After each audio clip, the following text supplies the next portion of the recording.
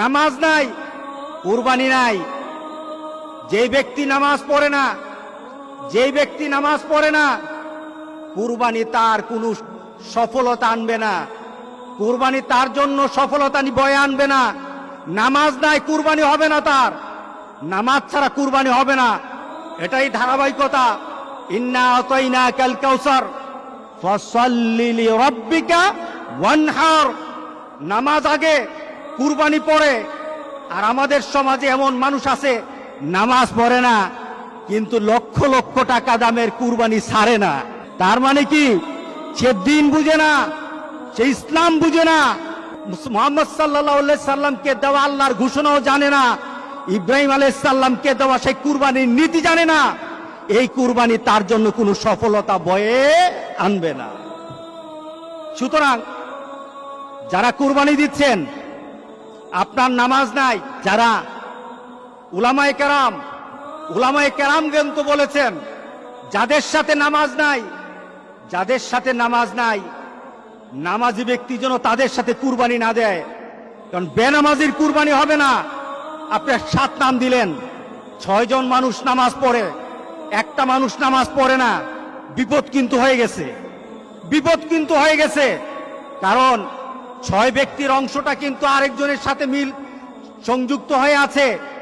ওই ব্যক্তির বেনামাজি হওয়ার কারণে উলামায়ে কেরামের মতামত, সব উলামায়ে কেরামের মতামত, নামাজ যার থাকে না কুরবানি তার হয় না। সুতরাং নামাজ ছাড়বো না। রাজি আছি সবাই? কি ছাড়বো না বলেন? নামাজ ছাড়বো না। নামাজ কায়েম করার পর আপনার কুরবানি, আপনার রোজা, আপনার হজ, আপনার ইবাদত, সকল কিছু নামাজকে দিয়ে মানদণ্ড করা হবে। আগে নামাজ, এরপরে সকল ইবাদত। এটাই হবে মুসলমানদের ধারাবাহিক আমলের নিয়ম। যাদের সাথে নামাজ নাই, আজকে চলুন তওবা করি। আজকে তওবা কবুল হবে। আজকে আল্লাহ মাফ করে দিবেন। আজকে আমাদের গুনাহগুলি মাফ করে দিবেন। আজকে তো আমরা এমন ভাবে আল্লাহর কাছে বলবো, মাবুদ, তোমার আরাফাতের ব্যক্তিগুলি আরাফাতে কেঁদেছে, এদের মনে কিন্তু সুখ ছিল না, এদের মনে কিন্তু আনন্দ ছিল না। কারণ আরাফাতের ময়দানে 10,000 মানুষ থাকে না। মুহাম্মদ সাল্লাল্লাহু আলাইহি সাল্লাম যখন হজ করে গেলেন, তখনই তো 1.25 লাখের উপর মানুষ ছিল। 10,000 মানুষ আরাফাতের ময়দানে কখনো ছিল না। আজকে 10,000 মানুষ তারা ওই আরাফাতের ময়দানে কেঁদে কেঁদে বলেছে, মাবুদ, আমরা তৃপ্ত নই। কারণ যেখানে থাকার কথা ছিল 40 থেকে 50 লক্ষ মানুষ, যেখানে 50 লক্ষ মানুষ আল্লাহর দরবারে কাঁদার কথা ছিল, সেখানে 10,000 মানুষ তাদের আবেগটুকু দিয়ে আল্লাহর দরবারে কেঁদে কেঁদে বলেছে, মাবুদ, এই দুনিয়া থেকে তুমি মেহেরবানি করে বিপদ দূর করে দাও, গোটা পৃথিবীর মানুষকে স্বাভাবিকভাবে হজ করার মতো তৌফিক দান করে দাও। তাদের ডাক হয়তো কবুল হয়ে যাবে। আমাদের বিশ্বাস, তাদের ডাকের কারণে হয়তো আল্লাহ আমাদেরকে মাফ করে দিবেন। আজকে চলুন আমরা আল্লাহর দরবারে বলি, আজকে কয়টা মাস হয়ে গেল? আজকে প্রায় 6টা মাস। আমরা যেন একটা নতুন পৃথিবীতে বাস করছি, যেই নতুন পৃথিবী সম্পর্কে আমাদের কোনো ধারণা নেই।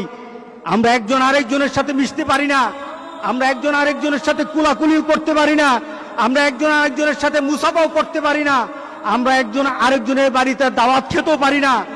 আল্লাহ সুবহানাহু ওয়া তাআলা বলেন, আমার হুকুম মান। মুসাকে যেভাবে আমি বিপদ থেকে বাঁচিয়ে দিয়েছি, ইব্রাহিম আলাইহিস সালামকে আমার কথা মানার পর যেমন কুরবানি সন্তানকে না দিয়ে আমি দুম্বা দিয়ে কুরবানি করার ব্যবস্থা করে দিয়েছি, আমার কথা মানো, আমি ঠিক তোমাদেরকে ওইভাবে একটা মর্যাদার শিখরে দিয়ে দেব ইনশাআল্লাহ। ইনশাআল্লাহ আমরা আল্লাহর কাছে এমন একটা দাবি করি, আল্লাহ আমাদের সবাইকে ওই ধরনের ঈমান এবং মানসিকতা আল্লাহ সবাইকে দান করুক। সবাই বলেন আল্লাহুম্মা আমিন।